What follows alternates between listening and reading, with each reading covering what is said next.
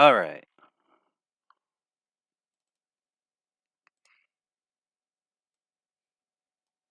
Welcome, everyone. All right, here we go. This is Tridents Against Tyrants. Welcome. I am Secular Sekai, and today is day 1081 of the illegal invasion of the sovereign nation of Ukraine by the fake Federation of Moscovia. Uh, Welcome, everybody. I know I always say I'm busy. I've been even busier than usual. I'm sure many of you have as well. And I still have this cough. But I'm glad to see you all here. Ozzy Bugga, Anna, McShashdown, It Wasn't Me, Amonsky Amarsky. I don't think I missed anyone so far.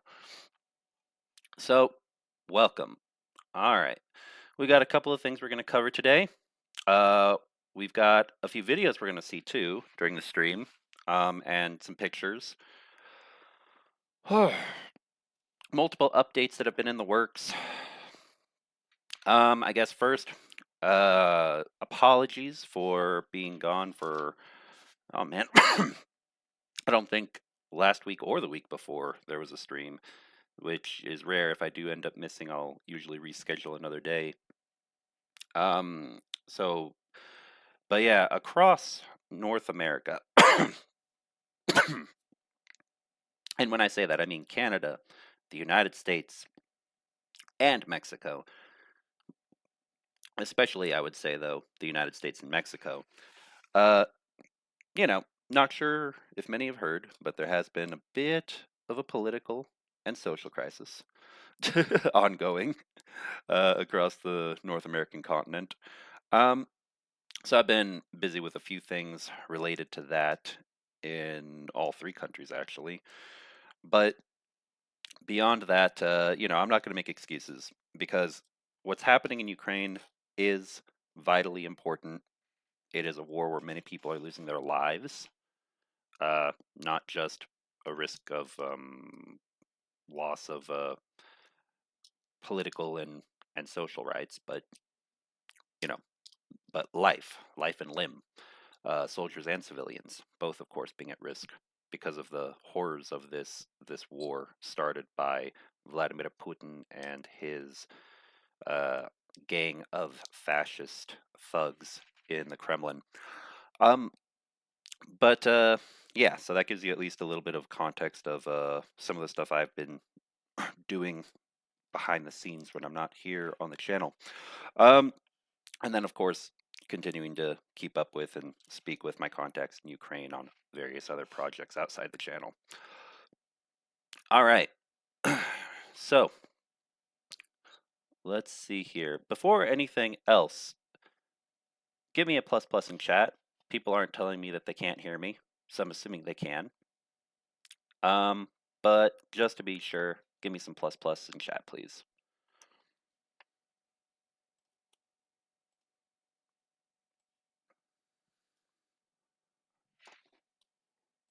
And while you're doing that, perfect, I see some now. All right, and while you're doing that, I'm opening up our news to cover.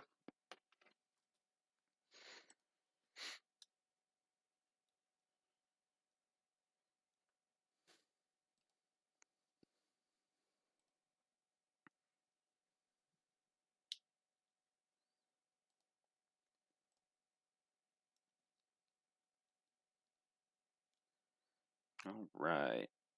Oh, and also, please like and share the stream on Discord or Facebook or on Blue Sky, any social media that you might be on, to help get word out that we are streaming.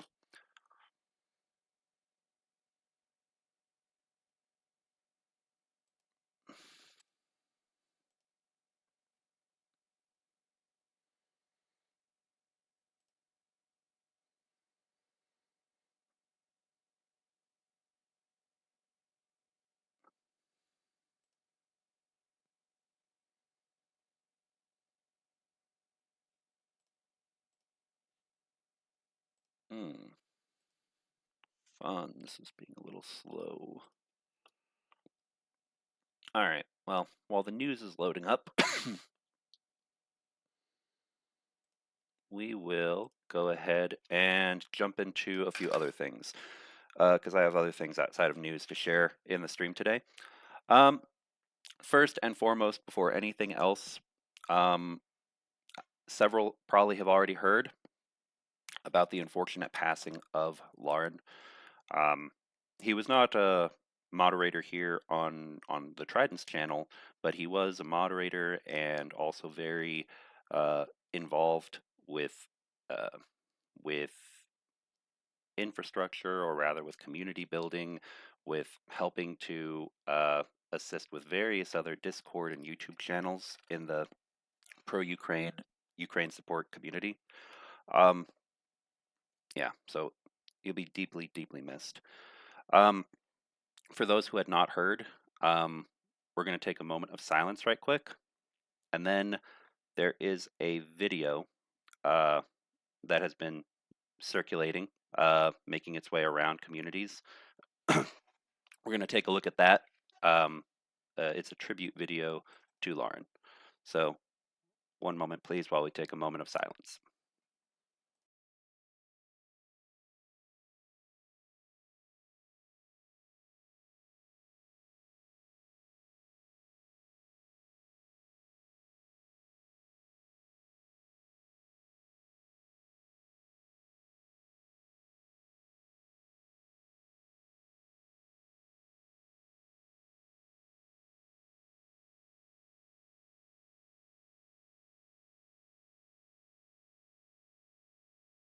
All right. Thank you very much. All right. And again, this isn't my video. This has been going around multiple different channels. Yeah, so this is just something I wanted to share with all of you right quick.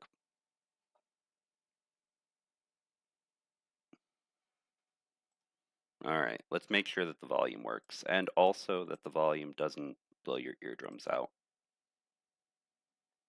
because I have to be careful sometimes with OBS.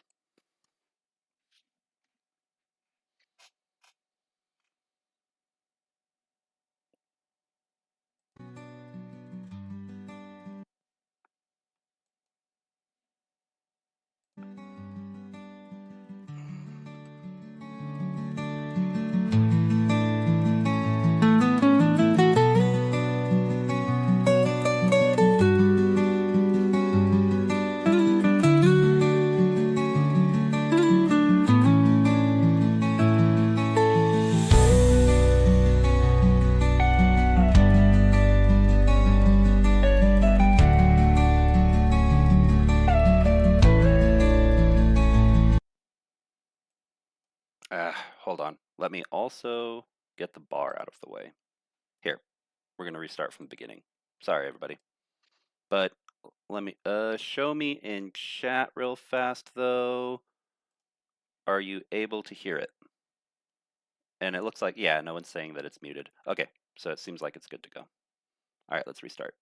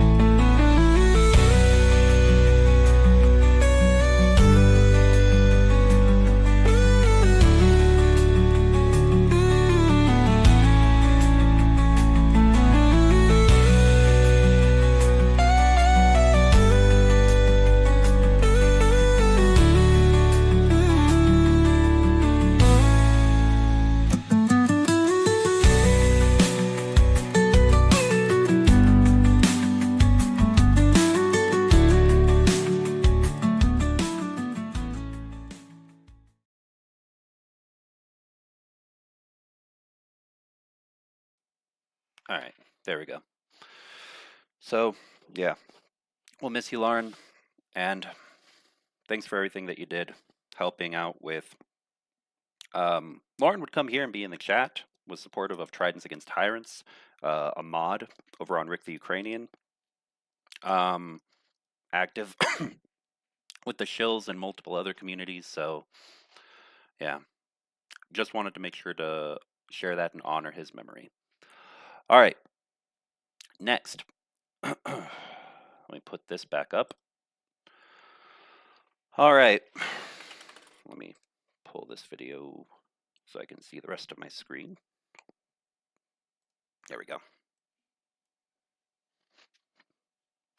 All right, next we have some images which are going to also go up in a post on the channel, which have been needing to go up. Just been extremely busy. But regarding the last withdrawal of funds for drones, we have some images of drones to share with all of you to show where your donations for the bar you see on the screen, the yellow one, are going whenever we send money to Anton to help out with FPV drones for the 110th Mechanized Brigade. So let me go ahead and share the screen again.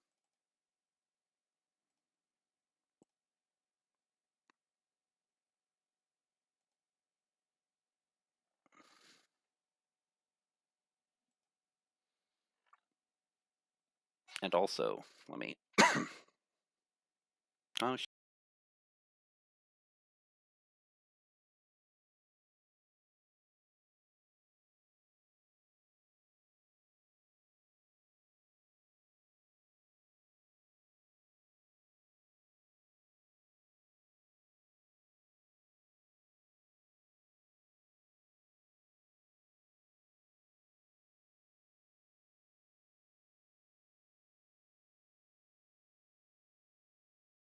sorry, I just realized I was on mute.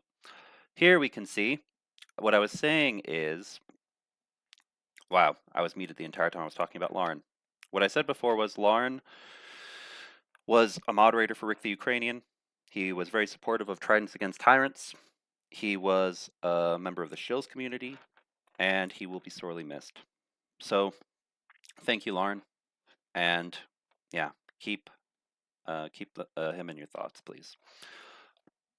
Next, what I'm showing on screen is meant to put this up sooner, just been very busy.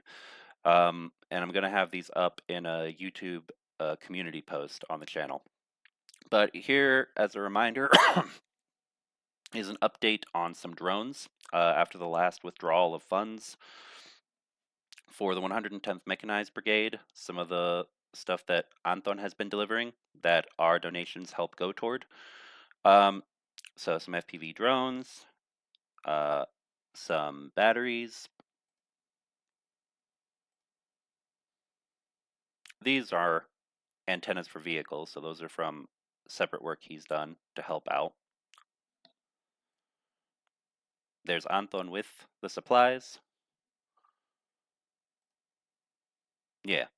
So, again, just always want to remind people exactly what our donations go toward. I make personal donations that go to Anton for this, so we'll go to Anton and then the supplies are purchased and then those are delivered to the 110th Mechanized Brigade. So, as always, thank you to everyone who helps out with our FPV drone fundraiser for the 110th. All right, now then, let me put this back up. And I'll go ahead and remind folks, if you weren't aware, that we have a new fundraiser up as well. So, especially since the war is ongoing, our primary focus is still the war in Ukraine, but we also do fundraisers for other matters as well, because there are major issues happening all across the world all the time, but especially right now. at this time. Last week we had King Bun Hong come on to the channel. He's part of the Formosan Guard, civil defense organization. They're a volunteer civil defense organization. They're in Taiwan, helping to prepare citizens for possible invasion, to help out their community in case there is an attack from the military of the People's Republic of China, or also if there's any other emergency situation that requires immediate response. So they do a lot of work, for example, doing emergency field medic training. They respond to situations when they're able to, in order to assist people who may have whose lives may be at risk. It is a volunteer organization, so they do a lot of training in case of an emergency response scenario that's needed, but they've got a few members who are also either former or current EMT, or the Taiwanese equivalent of an EMT. They encourage their members to get training as well, and they offer it to people who get involved. So our fundraiser is just a small one. For the goal is set to 500. We got, and I know it's a little hard to see, but 36.2, so $36 is the current number of donations. Yeah, so not 362. I know it's a little hard to see, but there's a period there, so it's actually $36.20. Need to look into how to make that more obvious on the bar. But anyway, and that will help to provide a set of good quality radios that they can use with encryption on them, so they can have communications in case of an emergency scenario or a situation where they are needing to travel and help people if there were an attack, if people were harmed by missiles, for example, or other anything else from People's Republic of China, from their armed forces. So if you'd like to help out with that, I've put a link into the description. I'll put it into the chat as well. And let me get that right now.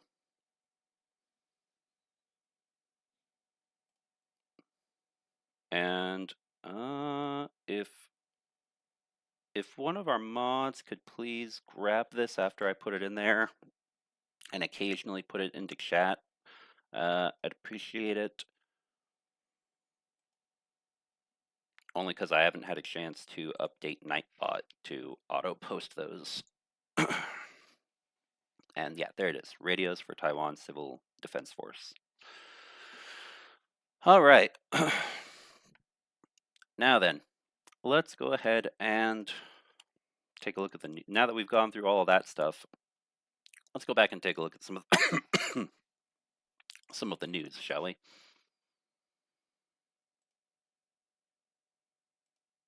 Let's see. Also, let's make sure that oh.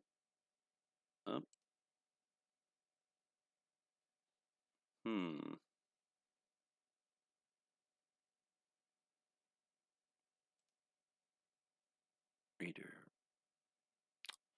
Interesting.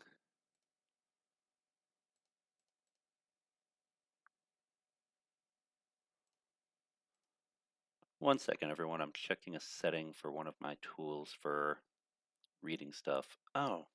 Did they change this? They did. Okay, well, we'll just keep using the same reader that I was using before. All right.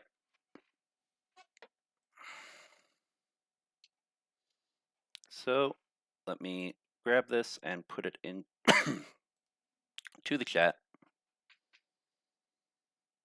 First piece of news is from AP News.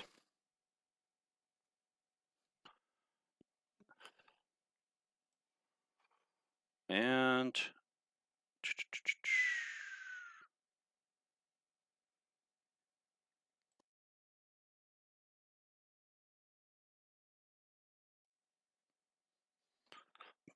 all right.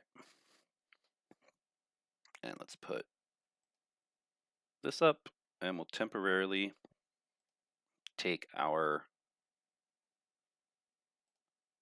donation bars down.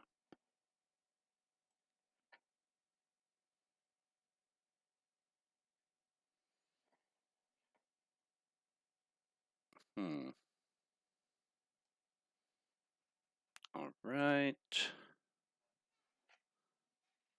Interesting.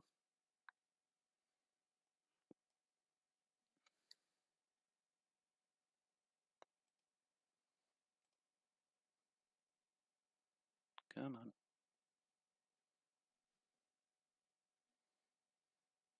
on. Okay, hold on one sec, everybody. Sorry, I need to make sure this is fitting as it's supposed to on the screen.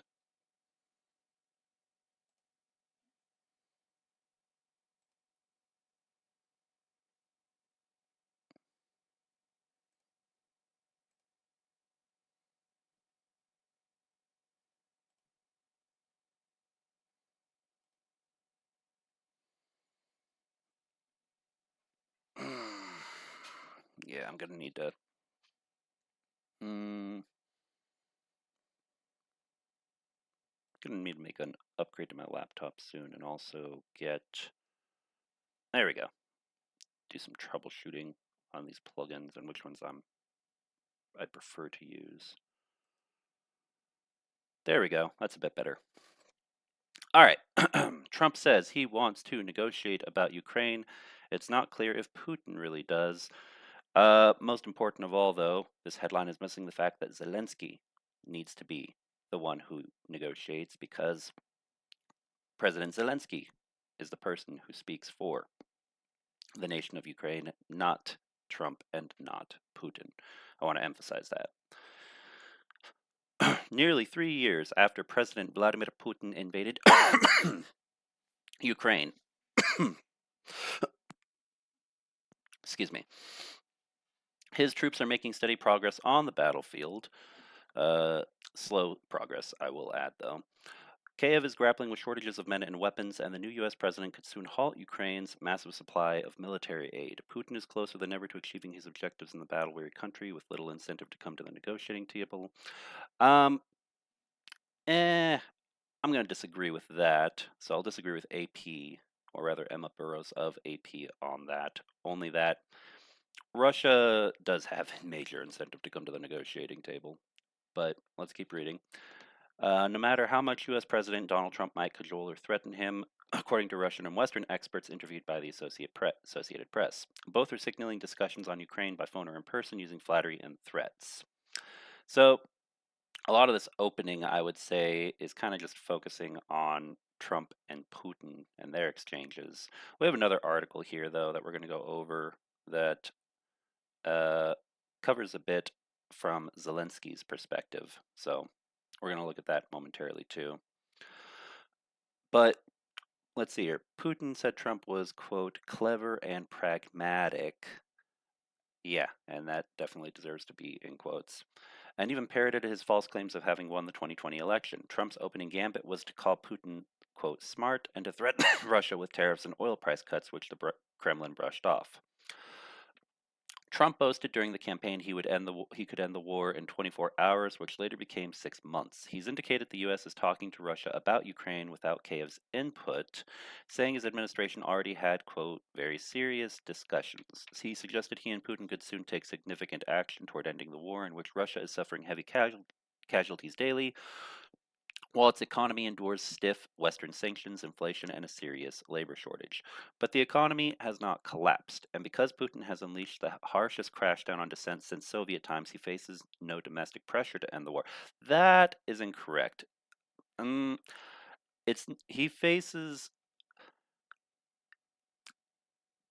faces less organized pressure from others who have a threat against his monopoly on violence and authoritarian ruling. But he does face domestic pressure. The problem, though, is a few isolated incidents or small groups doing what they're able to resist against Putin. It doesn't add up to anywhere near enough momentum. In the West, the idea came from somewhere that it's important to Putin to reach an agreement and end things. This is not the case, said Fyodor Lukyanov, who hosted a forum with Putin in November and heads Moscow's Council for Foreign and Defense Policies. So it's really interesting because there's another article on here that actually talks a bit more from Zelenskyy, the perspective of Zelenskyy on negotiations with the Trump administration. But yeah, basically, this is really focused mostly just on talks between Russia and the Trump administration, so Putin and Trump. But the big thing to remember is this: information like this, when it's put out there, it just helps feed the Kremlin talking points to try to demoralize or convince those in the West that Russia is untouched or Russia is able to continue this on however long they want. Um, in reality, they can't. They can, however, as we have seen, continue on for a very long time using basically emergency powers or emergency uh, procedures domestically and on the battlefield in Ukraine to keep uh, the fighting going. So, in a way, you could say that the tone of this article, in my opinion, is very inaccurate and makes it seem as though Russia has no problems, which is very much false. But what is accurate is the fact that Russia has set itself up to where it can endure more than what Western powers were hoping for when it came to economic sanctions and pressure on the Russian economy and the Russian people, more more so oligarchs around Putin to put up with this for as long as they have and as long as they're expected to. So, yeah, I disagree with the tone of this article, but some of the points that it's making about long term uh,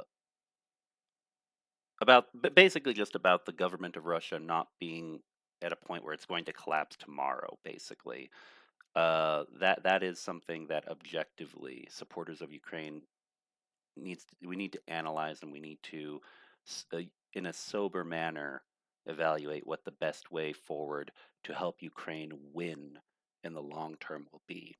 And I've said it before, I'll say it again. It may be one war, it may be another that pops up in the future, which we don't like to talk about, but it's true. But if you're here to support Ukraine, you're here for the the long haul, is what I say.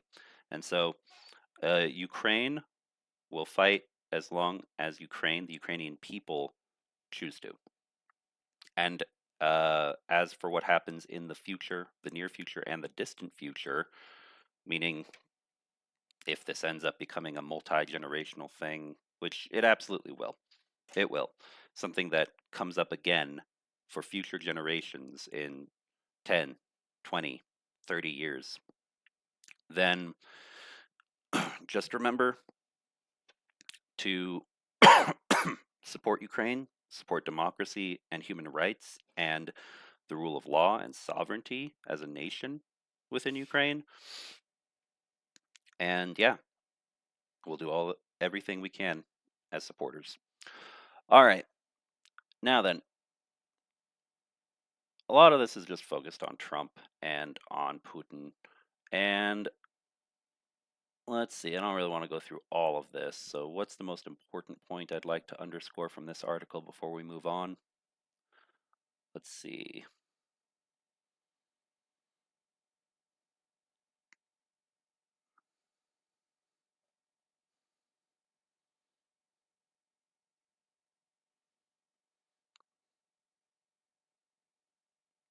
Yeah. So it does underscore a bit about Trump's connections with the Kremlin here. But here's something that's important important to note.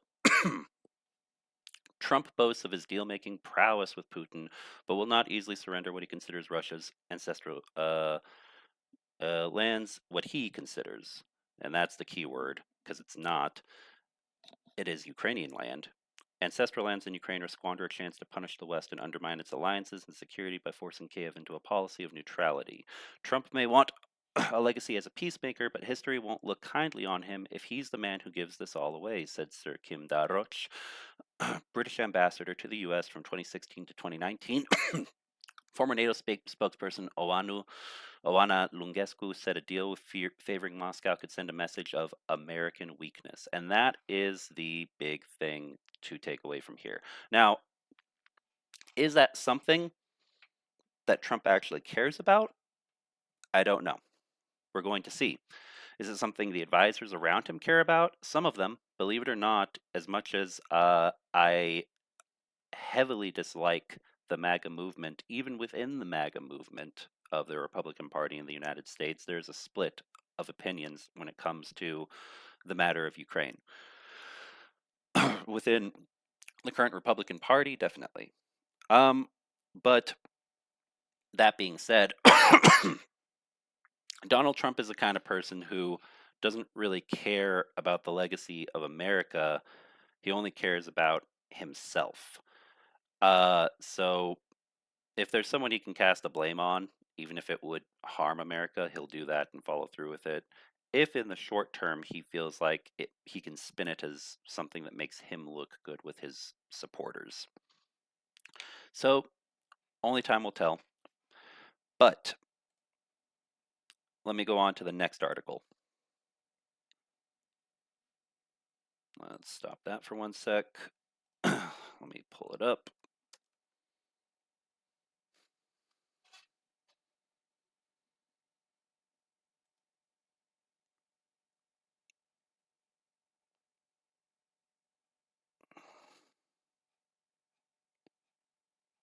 And surprisingly, AP News is in several different places. Depends on who's writing for them a particular article. But Reuters is known for being more finance and, to a certain degree, right-leaning on several different topics. But ironically, or unexpectedly rather, their article is a bit more focused on Zelenskyy and Ukraine itself, rather than just Trump and Putin. So the tone is it's a bit different than what you would expect from the article we just read for a publication like Reuters. Anyway, let me go ahead and put that into the chat. Oh, and also before we continue, let me go ahead and open up the chat.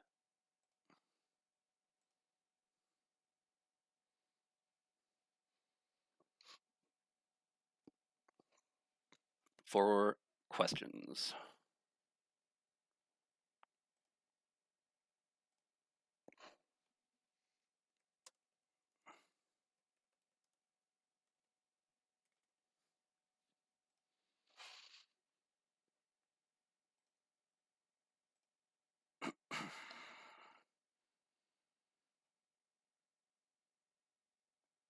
Oh, Ozzy Bugga says, I missed the ROC Taiwan stream.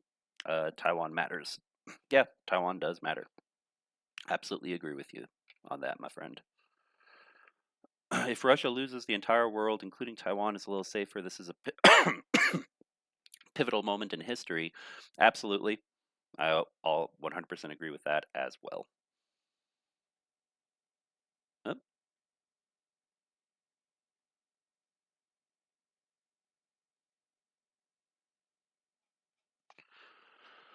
All right. Next.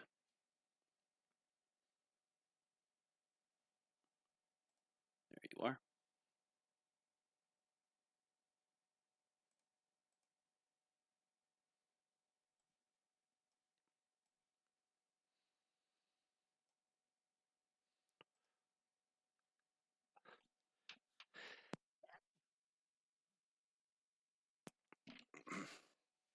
Okay, here we go.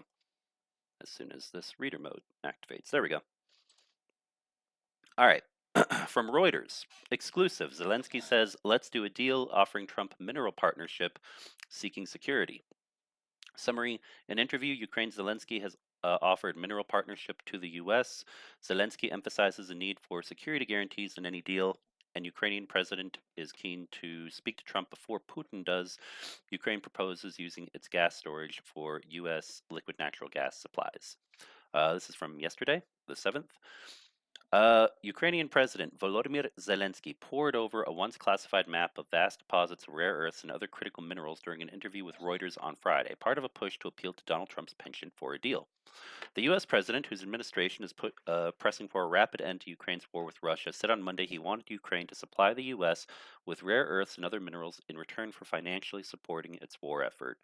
So, some might have a split opinion on this, particularly depending on their opinion of Donald Trump himself. You all know what my opinion of Trump is, which is not. It is not a favorable opinion. But since he is the one in the White House, he is the person that all of us, especially the president of Ukraine, the government of Ukraine, has to interact and deal with, for better and for worse. And so we're going to keep things neutral on that stance. But as far as the idea of the U.S. getting minerals from Ukraine in exchange for continued military assistance, this is something that could offer a bit of appeasement to conservative, especially financially conservative Americans who have felt as though, as many of you may have heard, USAID has been cut to various countries and organizations across the world, and there was a lot of money flowing into it from the USAID organization of the United States government. Um, so with the current administration basically sending in general all across the world, at home and abroad, that they don't want to be seen as, quote, even, it's not charity. Okay, a lot of that is given. There is an understood that there's an understood need for it, and some of the stability that comes from it in certain regions is actually rather beneficial to the United States. Um, there are other situations where maybe funding should have been cut or scaled back, but that's more of a case by case basis rather than just a sweeping shutdown of everything. But I'm getting off track. My point being, this is an attempt to get the administration that only focuses on making a deal, and in other words, getting rather than just um, political or security assurances in different regions that otherwise China or Russia would politically take over and gain a foothold or dominance of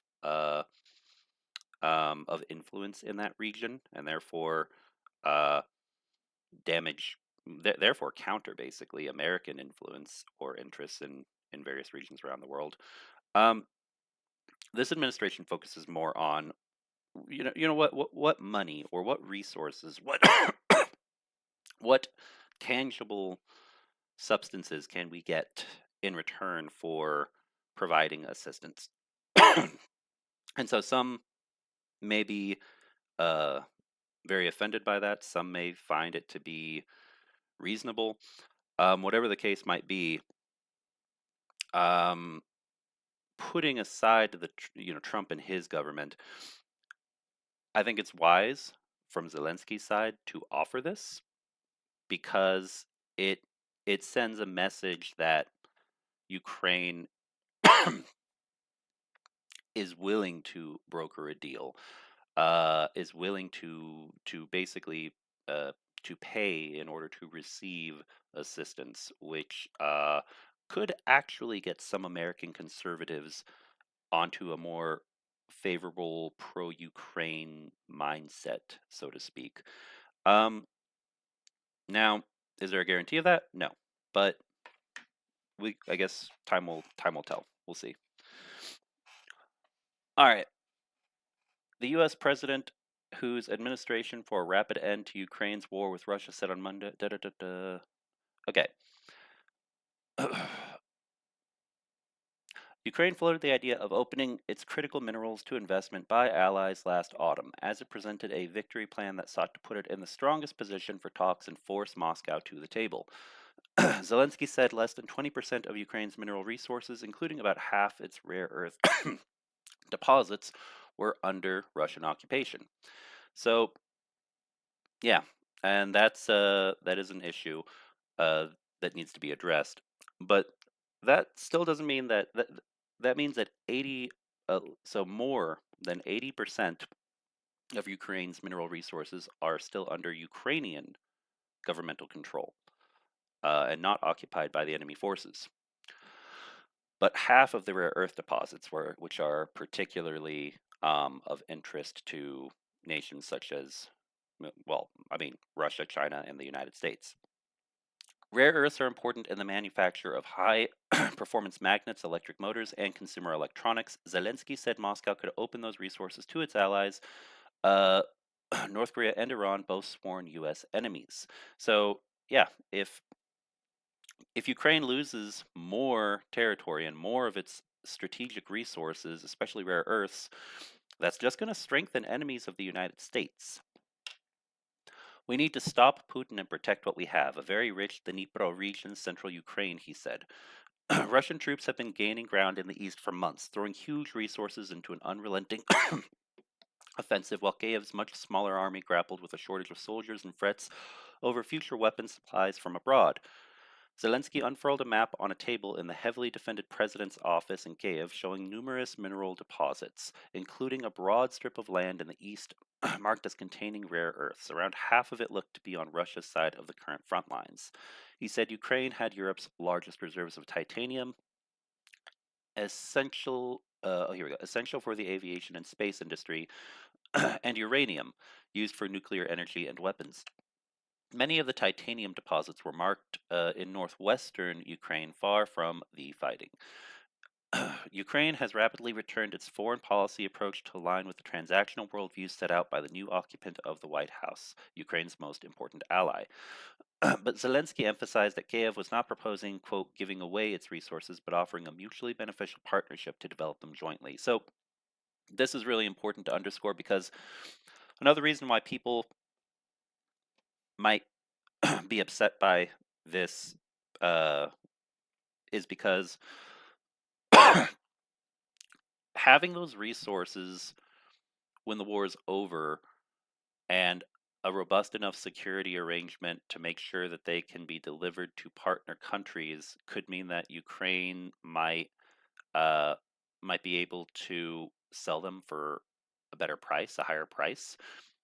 Um, Whereas right now during the war, there might be concern that um, when being sold, it would be seen as Ukraine essentially needing to sell them, and therefore the price could be put lower than Kiev might want or need for its own purposes.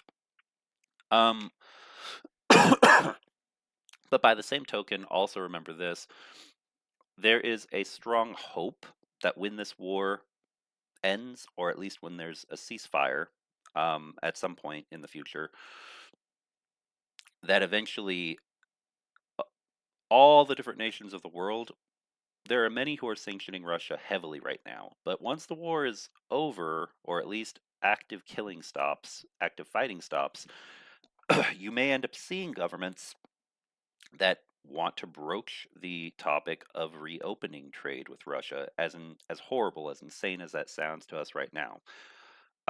It's unfortunately it's just human nature. So whether or not the alliance of nations continuing to sanction Russia holds or not is something that could also be a concern. So selling now might be better than trying to wait and get a better deal later on, especially since if Russia does take more and more of them, well, then you won't have those sources to try to sell in the future anyway. So it's not an ideal negotiating situation for Ukraine, but it also isn't one. It's one that instead of getting better, could get worse. So, hedging bets against holding on to them may not be the best move, in my opinion. But basically, offering this may be a good strategy given the cards that are on the table right now, so to speak, presented to Zelensky. The Americans help the most, and therefore the Americans should earn the most, and they should have this priority, and they will. I would also like to talk about this with President Trump. He said Russia knew in detail where Ukraine's critical resources were from Soviet-era geological surveys that had been taken back to Moscow when Kiev gained independence in 1991. uh, In addition, Zelensky said Kiev and the White House were discussing the idea of using Ukraine's vast underground gas storage sites to store U.S. liquefied natural gas. I know that the Trump administration is very interested in it. We're ready and willing to have contracts for LNG supplies to Ukraine, and of course, we will be a hub for the whole of Europe. That right there. More so than just the mineral and rare earth offer to the United States. That's more of a short term, let's continue fighting, let's continue strengthening and bolstering Ukraine's ability to defend itself. This right here is more long term. That is something where Ukraine becoming a central economic hub and integrated for the whole of Europe. So long as the United States continues to push for closer ties with Europe, and I want people to understand this. One thing, I won't say that it's exactly the same across both sides of the aisle because it's not.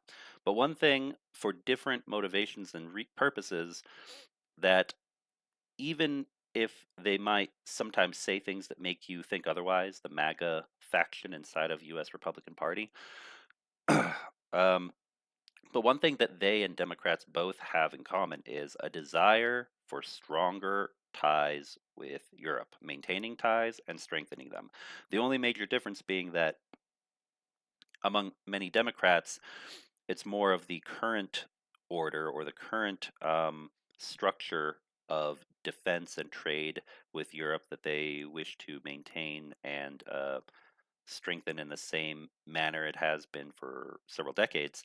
And with the most extreme portions of Trump's administration, his party and the MAGA movement, their desire is to in my opinion, it's more insidious. Their desire is to not only strengthen ties with Europe, but to change Europe, as we've seen with Elon Musk and his ties to not just the very controversial AfD in Germany, but several other right wing and far right political parties and organizations across Europe. So basically, Ukraine is saying, hey, no matter what, Americans, you may have different opinions of how you want uh, your your ties with Europe and how you want the political relations and realities with Europe to exist among your political factions over there in the States, but you still want to do stuff over here with Europe, and I'm pretty sure you're not going to be trusting Russia, for example, anytime soon, especially since they constantly talk about taking over Alaska. So, hey, invest in us because we don't know how politically, sociopolitically, the wheels are going to turn in the in the next few decades across the U.S., across North America as a whole, across Europe as a whole. But we can be positioned as a big part of that, and you could have top priority with our market to help supply to the whole of Europe. So anyway, I think that's also an interesting approach. Zelensky wants meeting with Trump.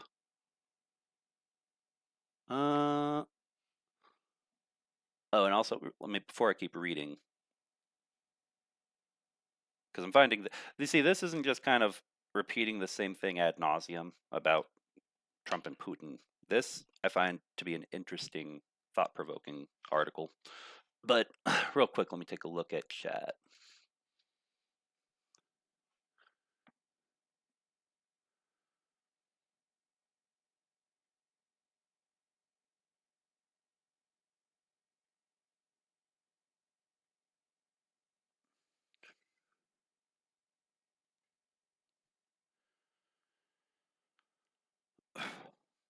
Let's see.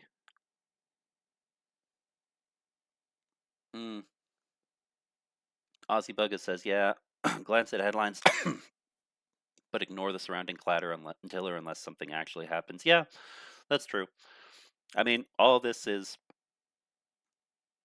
basically hypothetical. Nothing. There's no deal that's actually been brokered.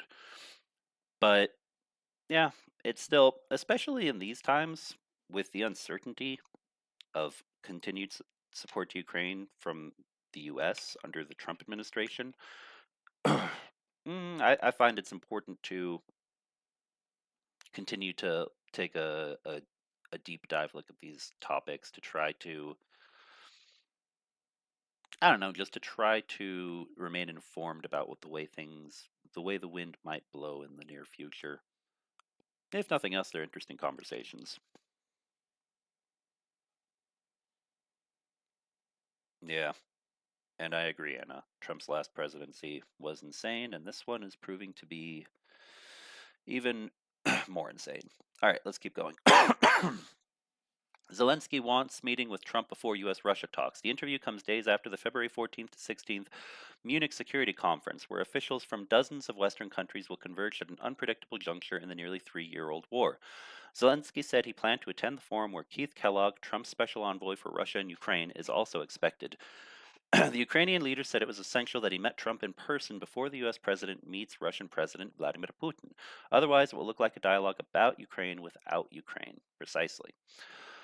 Trump said on Friday that he expected to talk to Zelenskyy next week. Zelenskyy said his own priority would be raising Ukraine's need for security guarantees as part of any deal to prevent Russia launching another invasion in the future. In general, though, it was vital the West determined a broad strategy before entering into talks with Moscow. He said there were already regular contacts between his team and Kellogg and Trump National Security Advisor Michael Waltz. Every day we have contacts. We talk about general things, but the specifics will come a little later, he said. Trump's peace push comes as advancing Russian forces threaten the major Ukrainian logistics hub of Pokrovsk. On the battlefield, Zelenskyy confirmed for the first time that his troops had launched a new offensive on Thursday, advancing 2.5 kilometers or 1.5 miles further into Russia's Kursk region. Russia had reported a Ukrainian attack in the area that day, but said it was repelled. Zelenskyy said thousands of North Korean troops fighting on Russia's side had now returned to active combat against Kyiv's forces in Kursk after a pause of several weeks. Next week, the government intends to launch lucrative recruitment contracts to entice young men aged 18 to 24, below draft age, into the armed forces to help ease a manpower shortage. That's not a bad idea. Finding ways to encourage young men to join would be helpful, because you want motivated volunteers, rather than needing to conscript everyone. Zelenskyy declined to say how many men were expected to sign up. The Reuters Daily... Oh, yeah. Yeah, sorry, some of that is cut off, unfortunately, because that's still something I need to get updated with this. Actually, let's see if I can... Can I... Nope. Oh, well. In any case, one thing that I might add for that is they probably can't get it with the whole of the EU, but if there could be any kind of, I don't know, work residency or immigration or, yeah, some kind of offer for unique arrangement with key European countries about uh, immigration and or uh, work and business opportunities with young men who sign up between the ages of 18 to 24 after they serve their time in the Ukrainian armed forces. Perhaps opportunities as uh, as military-oriented contractors, civilian contractors, in various European militaries, or educational opportunities to have a, guarantee to be able to study abroad in the future after the war. There's a lot of things that could be offered, and it can be domestically offered within and by Ukraine and by the Ukrainian government, or it could be something that they partner with friendly governments across Europe to offer to their young men, because there are ways to for a young man who's on the fence, who's thinking about his family and his future, mm, be willing to do what's the phrase I'm looking for? Um, a cost risk analysis, because I mean the reality is you could end up dead, or you could end up um, uh, with permanent physical or psychological injuries. Um, you could end up with missing limbs, or in a wheelchair. A lot of things can happen in war, and so it's a big, big risk. And for many, answering that call for the defense of their country, uh, a sense of patriotism, may be more than enough. But for others, you know, they may look at their government and say, well, okay, but if I'm going to put so much at risk for you, what will I get in return? We see that with different benefits that exist in militaries across the world. Um, what benefits are offered to veterans, or what benefits are offered to active duty soldiers. Um, it's not a new concept, so I think that finding a way to finding a way to set that up both at home and in coordination with friendly governments in Europe would be very beneficial to Ukraine. But that's just my thought. Anyway, all right. Let's see here. Let's move on to the next article. And I see some conversations about all of the craziness happening in the United States. Yep.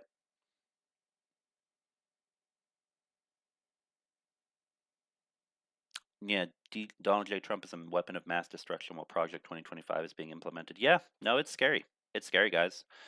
The United States is, in my opinion, not going in a good direction. Uh, and hopefully there doesn't end up being um, more political violence or outright conflict within the American continent. But North American continent, there's plenty of conflict going on in Central and South America. Um, but yeah, uh, that's very important, and so is what's happening in Europe, what's happening in Ukraine, because there it is an active conflict. It's pretty bad, as we all know. All right, next article.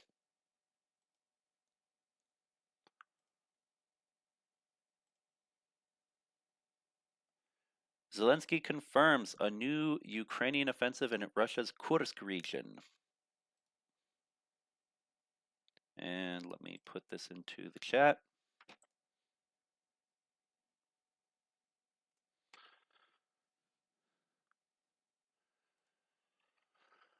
All right. Ukrainian President Zelenskyy confirms a new Ukrainian offensive in Russia's Kursk region. Ukrainian President Volodymyr Zelenskyy confirmed a new Ukrainian offensive in Russia's Kursk region and said that North Korean troops were fighting alongside Russian forces there. In the areas of the Kursk operation, new assaults have taken place, Zelenskyy said during his Friday address, adding, Russia has once again deployed North Korean soldiers alongside its troops. According to Zelenskyy, a significant number of enemy troops were destroyed. He gave no details but said the losses were in the hundreds. Russia's Ministry of Defense said Saturday that it had repelled a Ukrainian counterattack in the Kursk region. Russia said Friday its forces had captured the mining town of Toretsk in their latest breakthrough in eastern Ukraine's Donetsk region. Um, where Ukrainian defenses are creaking. Ukrainian officials did not confirm the report. South Korea's military said last month that it suspected North Korea was preparing to send additional troops to Russia after its soldiers suffered heavy casualties. North Korea has been supplying a vast amount of artillery and other conventional weapons to Russia, and last October it sent about 10,000 to 12,000 troops as well, according to U.S., South Korean, and Ukrainian intelligence. Meanwhile, one person was killed and 10 wounded Saturday in a Ukrainian strike on the city of Makivka, a town in Ukraine's partially occupied eastern Donetsk region, Moscow installed officials said. Russia's defense ministry also said that 36 Ukrainian drones were shot down overnight into Saturday in 4 regions of western and southwestern Russia.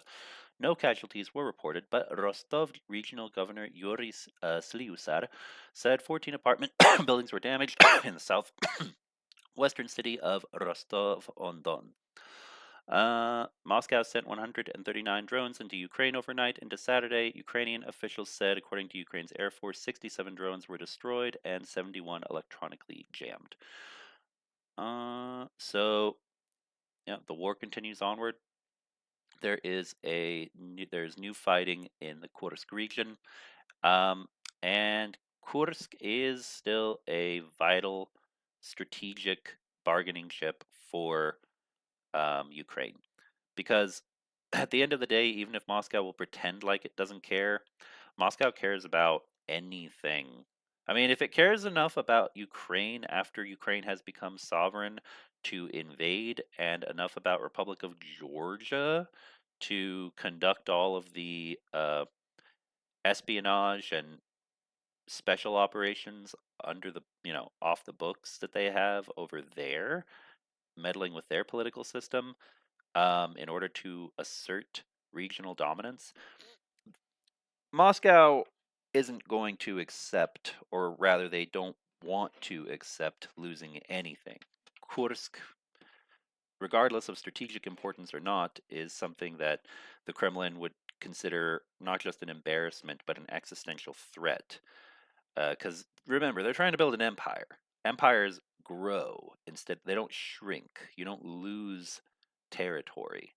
So that still is. It still very much is an important piece of the puzzle to help Ukraine have some insurance against all of this madness from the Kremlin. And I hope South Korea starts doing. I know they have their own political crisis going on too, but that's still ongoing to a certain extent. But I really do hope that South Korea amps up support to Ukraine because someone needs to. Someone needs to have the courage and the organization, the ability to push back against their own domestic destabilization, to offer much more support. And I hope we see more governments do that. Now then.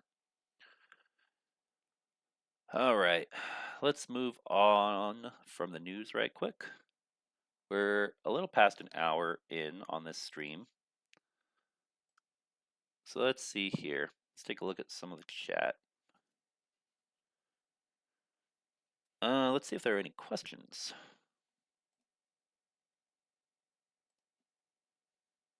No, nothing yet in the questions section.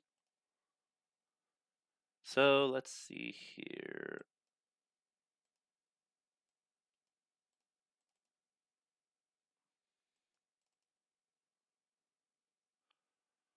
All right.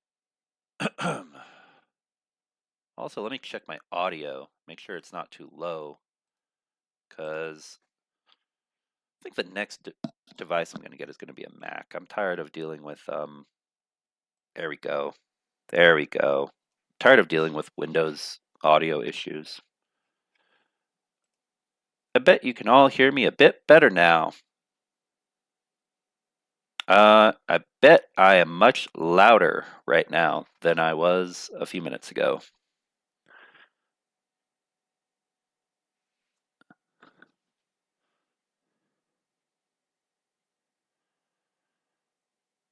All right. So I see a lot of talk about the domestic issues in the United States. I guess we focus on Ukraine and we've let me put these back up. We focus on Ukraine and we talk a lot about other places, other countries, Ukraine and Taiwan being, and Republic of Georgia being the big focuses right now. But we should also talk about stuff happening in the United States, in Canada. Political crises are also important. And the concern of the United States ending up in a situation where it looks politically and in terms of human rights and political rights, that's the biggest one to underscore, more similar to China or Russia than, say, various members of the European Union or New Zealand or Australia. Um, yeah, that's a problem that needs to be, it's something to talk about. Yeah, audio equals much better.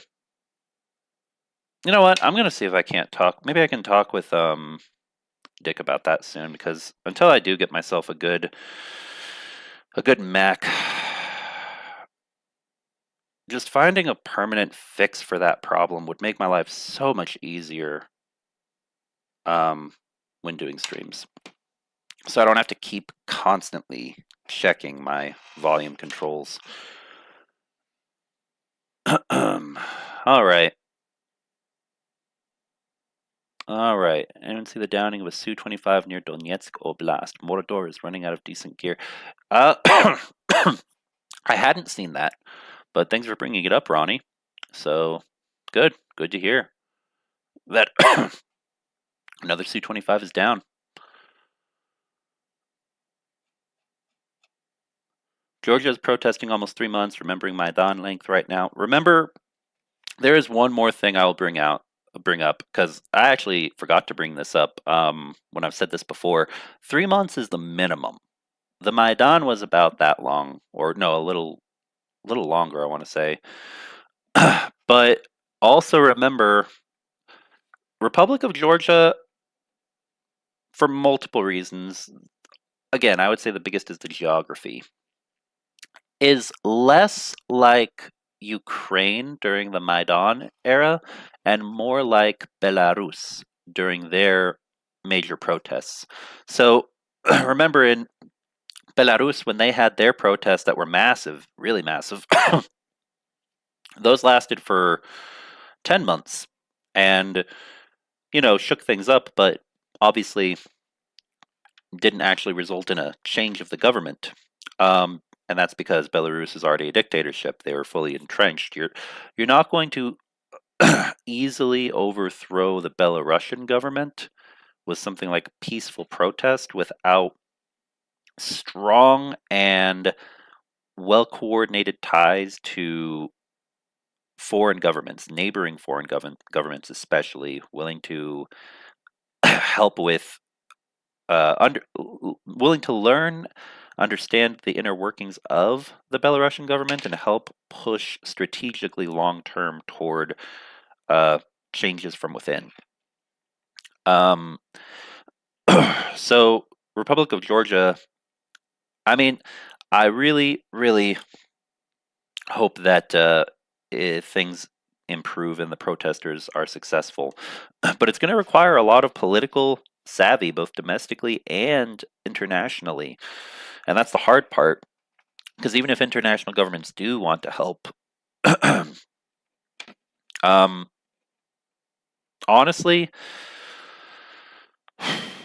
the best bet would be one of two things. Either, and it's not even really directly Georgia, either find a way to get Turkey and Russia pissed off at each other enough that and know that there might be some in Turkey willing to change policy and more directly support pro-Western elements within Republic of Georgia against the Kremlin, or help support Armenia, which is a gamble, because doing that would anger Turkey as well as Azerbaijan. And then, yeah, there's no guarantee Armenian support to Georgia, if the two became closer, would be sufficient for anything. So there isn't really. I mean, there are only two neighbors there who could really make a difference.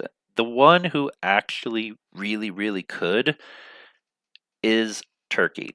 And I don't see Turkey becoming friendlier to the anti-Russian uh, parties and groups within Republic of Georgia um, anytime too soon. I hope that I'm wrong, but again, that would be something where there'd have to be some kind of massive deal that would be seen as worthwhile to get Turkey to do that. And yeah, I don't know if Georgia has the connections as a government. The opposition there has the connections to make that a reality. It's a difficult situation. Very difficult.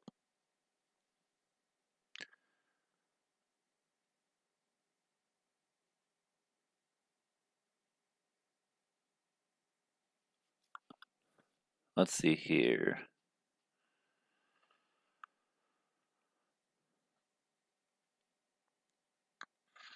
Belarus had to have a violent uprising last time to overthrow its government. Yeah, yeah. Unfortunately, it's Azerbaijan was in OSCE. Mordor left them. Oh no, you're thinking of Armenia. Azerbaijan invaded Armenia, Ronnie. But yeah, and exactly 2008, Republic of Georgia was already invaded. So the outlook doesn't look very good for either Armenia or Republic of Georgia.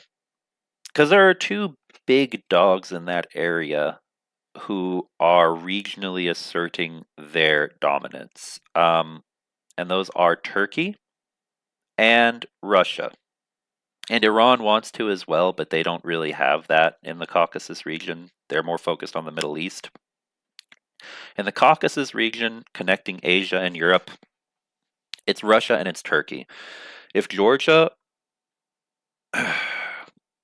if Georgia is going to get outside assistance, is going to get outside assistance from anyone in a way that will help them move closer to the west, or maybe even not closer to the west, but more like if there was something that Turkey could get out of it, they are the ones who would actually, I think, be willing to push back against the Russian influence, and that's what makes it hard. Um, Only time will tell, but I truly hope that there are some folks who care about Republic of Georgia who are seeking ways to broker a deal with Turkey to push back against the Russian influence. It's the only way that I can see it actually being realistic. As much as I do not like the Turkish government under Erdogan. All right, now then. All right. So, for everyone who can hear me better now, I'm going to go ahead and make a donation right quick. Let's see. Actually, I'm going to test something real fast. I did not have time to set this up before, so I guess this might have to wait until next stream. I can't do it because of how PayPal works with Ukrainian institutions, like a pop-up when we make a donation to the Ukraine fundraiser, but I'd really like to have one set up at least for stream elements when there's a donation. So let's see here.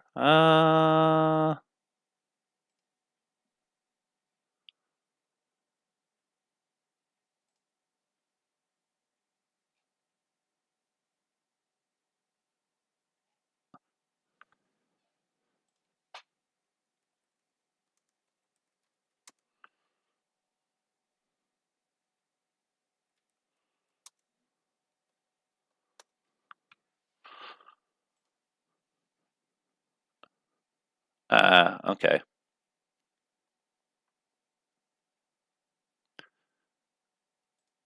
Oh, that's going to be so annoying. There's an option for it on Twitch. But, oh, come on. You're telling me that there isn't one built in for YouTube? I find that unlikely.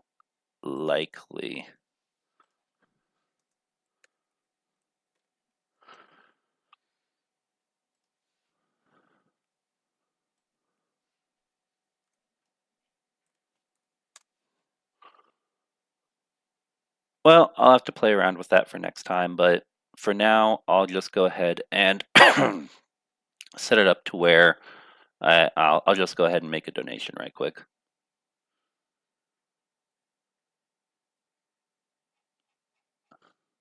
All right, let's see here.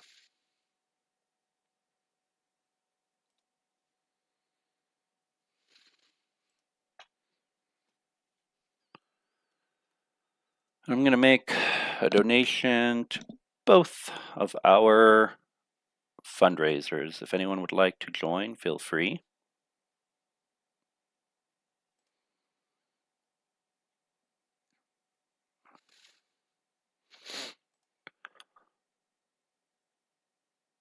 Let's see.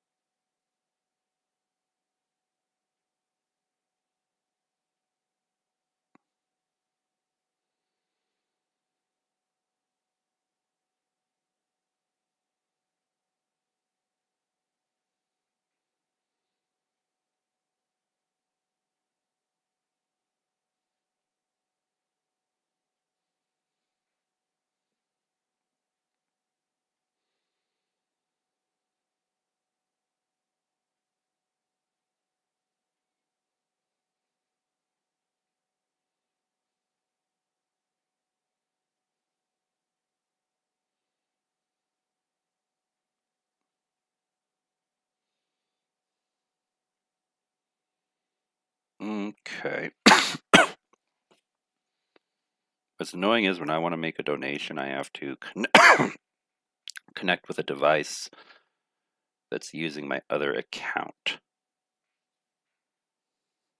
instead of the Tridents Against Tyrants account.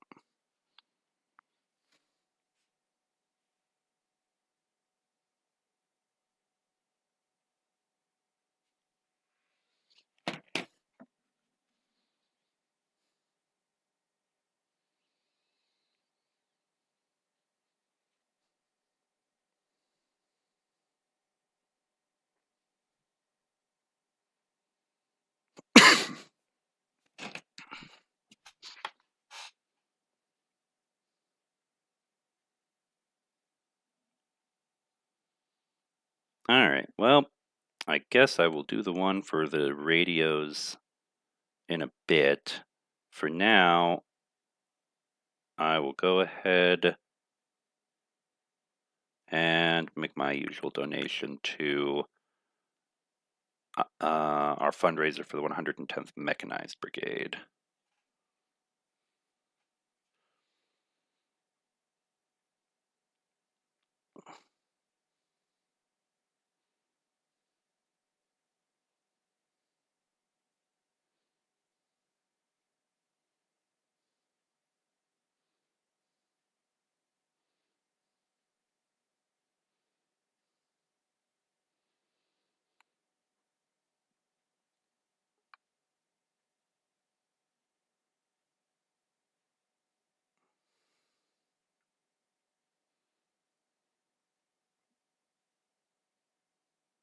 Okay, well, that's been sent.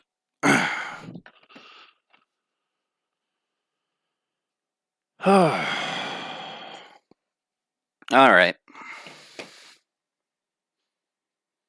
And yeah, anyone who's willing to also give for our campaign to get radios, that's a much more reasonable goal compared to our long time fundraiser is a very large goal. It 110 FPV drones, even if they're um yeah even if they aren't at a super high marked up price like some retailers sell them at, um, still aren't cheap. So in any case, yeah, if you're able to donate for either one, radios for Taiwan or FPV drones for the 110th Mechanized Brigade, it's greatly appreciated, everybody.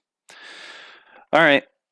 Well, for now then, we're going to call that good because I have some more meetings and events I need to get ready, I need to get over to.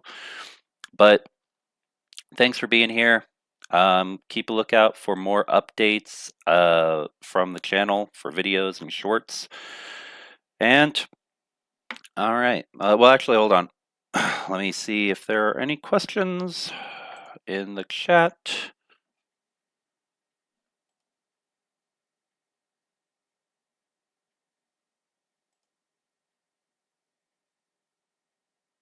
Oh, I see one. Kellen Dunn says Ukraine doesn't have to sign any shitty peace deals. What most Westerners don't see is that Ukrainians have agency over Ukraine. No Minsk III or Budapest Memorandum 2. No, I mean, I agree. I don't want Ukraine to sign any shitty peace deal. I mean, I don't. Like, realistically, I expect this. Realistically, I expect this war to be a fight that continues on for a long, long, long time. The only question is, like, you got to think of it in terms of this. The war technically started before 2014. If you count, it depends on your definition of war.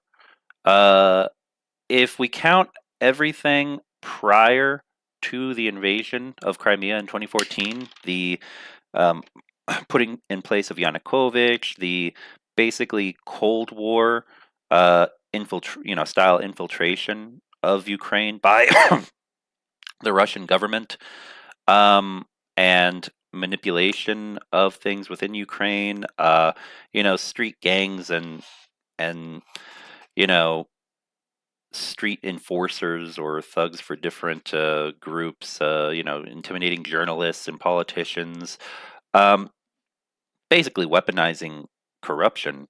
If we consider that a part of the war, even before 2014, this has been going on for a long time.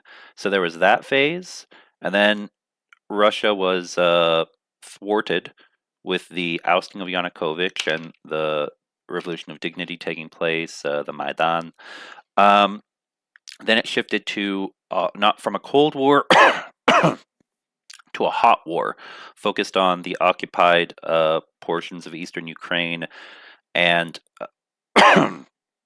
Crimea, with Russia denying that they had direct involvement, but they did, and so the world was talking about it as a civil war, but not really. It was little green men. It was an invasion by the Russian side, followed by the full-scale invasion in 2022 as things continue to ramp up and continue to heat up more and more. And then we're at the place we are now. So what I'm saying is that the war will shift into another phase, and perhaps full-scale war, as we're seeing it, will continue for a longer than people expect. And I want Ukraine to take back all territory. Screw the peace deals. I want them to take everything back. But to do that, you have to defeat Russia 100% on the battlefield, which we all want to see. But whether or not that will be a possibility with Ukraine's current alliances and current military capabilities is something we'll have to see. I hope the answer is yes. I want the answer to be yes. But if not, then what'll happen is the war will continue in another form, and perhaps it'll be something along the lines of, a 50-year ceasefire situation like North and South Korea, because remember, that war is technically not over. The Korean War never actually ended. Or perhaps it ends up being like a Cold War situation where both sides are fighting for influence within each other's respective societies, um, in an attempt to make the other collapse, like East and West Germany when they were divided. But the point being that this war is far from over, very far. And anyone who thinks that it will be over just because bullets are no longer being fired and bombs are no longer dropped, you know, my answer to them is the war is not over just because someone says just because someone says that it's over. I believe that in some way, shape, or form, this war will likely be going on for years to come. It is something that people who are children today will be dealing with when they grow, and perhaps even their children. And that saddens me. And that's why I do all that I can to support Ukraine, because it shouldn't be that way.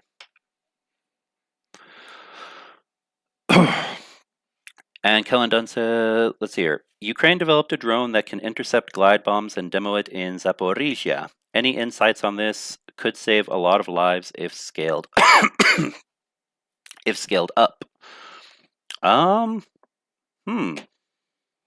Interesting. Well, let's take a look.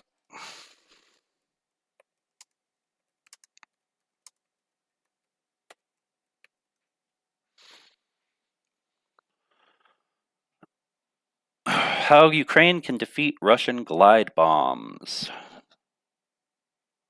And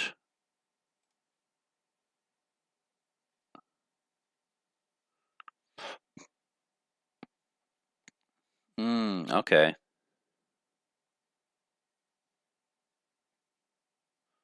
Interesting. I see here a report from United 24 Media on the topic. Yeah, okay, let's take a look.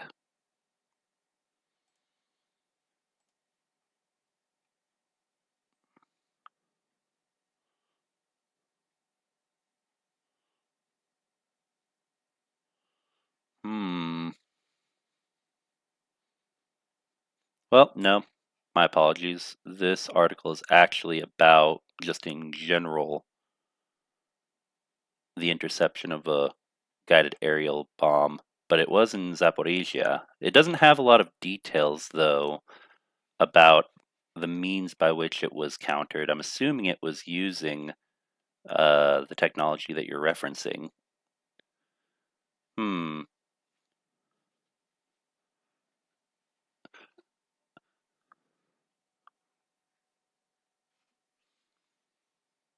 Yep, possibly using experiment. I'll go ahead and put the article in the chat for people to see, but to take a look at it.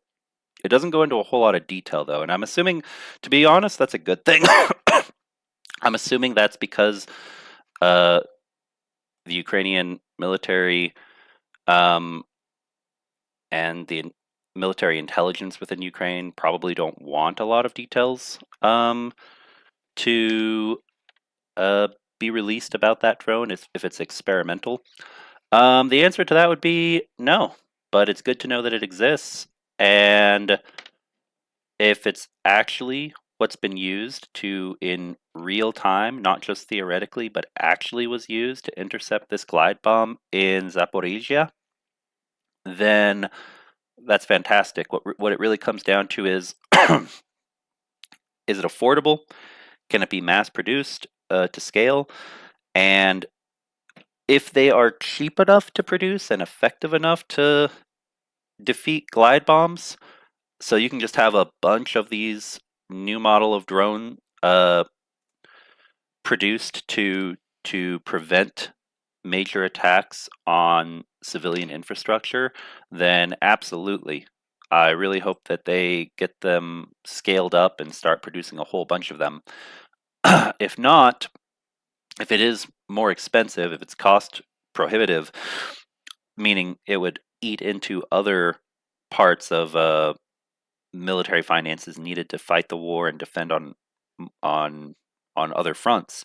Because remember, aerial defense is just one part of it. You need to have money for everything. You have to have it for um, you have to have you have to have funds for anti-drone measures, for your own offensive drones, for tanks, to pay salaries of soldiers, to uh, um, have naval drones, to have um, yeah, for your own fleet of aircraft beyond just drones, but traditional fighter jets and other aircraft, transport aircraft.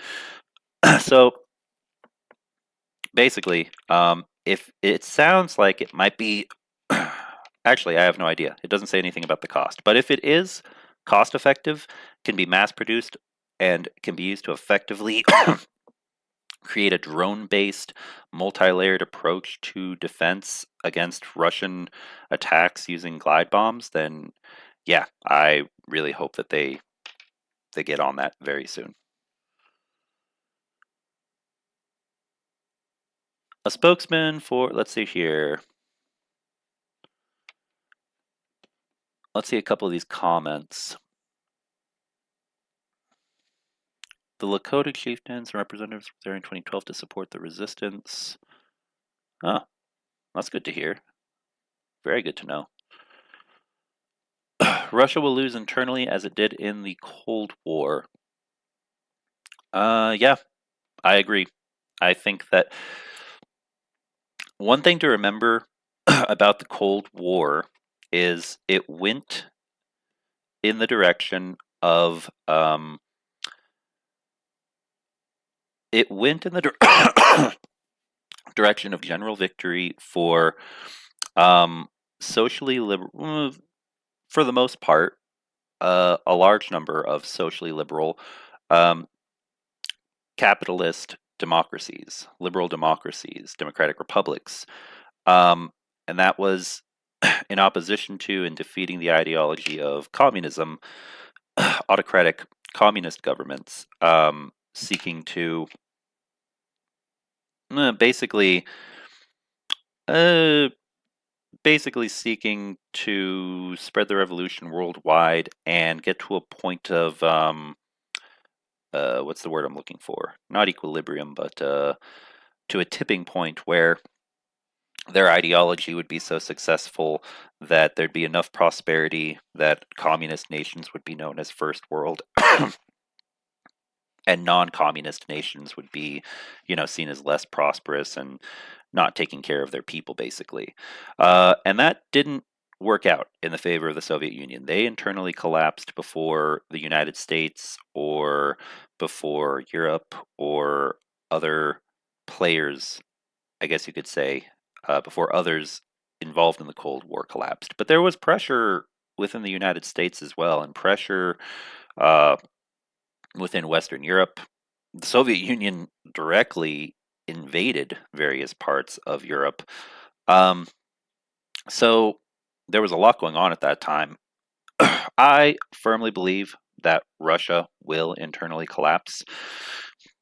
My only hope is that we don't see a fundamental change or collapse of liberal democracy within places like elements, important players of Western Europe, such as Germany or France. Remember, Le Pen may end up running again. Um, the AFD is still, they're not the biggest party, but they're still active and attempting to grow more and more in Germany. Um, and of course, everything that's happening in the United States. So I firmly believe that Russia will, the fake federation will internally collapse. I only hope that liberal democracies around the world don't either become their own version of authoritarian government similar to Russia in certain ways, or have their own internal collapses, and then that leaves China to be the, you know, quote unquote great power that tries to fill a vacuum and extend its influence not just economically but militarily around the globe. That's one thing that concerns me, because you got to remember, it's not a bipolar world. It's a multipolar world right now. There are. It's not just like U.S. versus Russia. The U.S. has its interests in its circle. Europe has its. China has its own, and Russia has its own. Hell, even I would say even Turkey has its own circle, even though it's smaller than the other ones I just described. So, and then of course the rest of the world is also involved, but without really being the power brokers would be the phrase that I would use. Really, that position rests on the Europe, on the United States, the European Union, People's Republic of China, and unfortunately, they continue to try to build empire, and they do have influence in different places. The fake Federation, Moscovia. So those are the four big ones we're looking at, and right now, unless something changes with the American and European abilities to adapt to an constantly evolving, constantly changing world and have their systems become more flexible, more robust, and more capable of defending democracy, specifically democracy of multiple views, instead of just becoming Hungary that calls itself a democracy, but it's really more or less a one-party state, or South Africa, similar situation, different politics. Yeah, I don't want to see a world where everything is so fractured that China comes out on top. That's what keeps me awake at night. But I do agree with you. I do think that Russia will internally collapse at some point. It's just too bloated not to. It would astound me if they don't. I just hope that when that happens, it doesn't bring there isn't a ripple effect that causes similar issues for other countries around the world. Or if there is a ripple effect, I hope it affects China. I don't see that as an indicator, but yeah, basically, I guess if I were going to hope for that, I hope for it to happen to both Russia and to China. All right. Anyway, what else is there? India is not on our side. Oh yeah, India. Think of India like Turkey. India has its own goals, but it'll play both sides. Turkey has its own goals, but it'll play both sides. They're they like to think of themselves as the kingmakers. Like, we're not the biggest. Excuse me.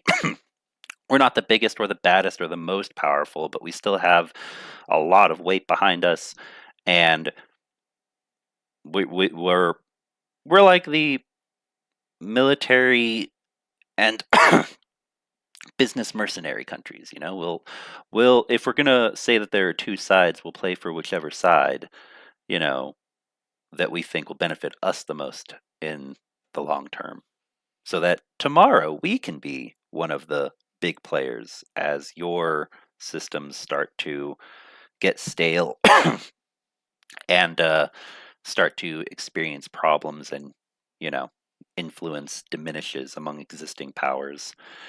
Basically, they're playing the long game to remain a middling power and see if you have an opportunity to seize the reins and become a great power in the decades or the next century or two to come. All right. Anyway, now we're almost at 2 hours, and I've just been talking about random topics, which I hope the discussions are interesting. But I'm going to go ahead and hit the button to end the stream. I do see that we got a donation in for the FPV drones. Thank you very much. And yeah, once again, If you can, please feel free to give to show support to Ukrainian soldiers and to civil defense members of Civil Defense Force, Formosan Guard in Taiwan. Thank you, everybody. We'll be back again. And Slava Ukraini. All right. Have a great day.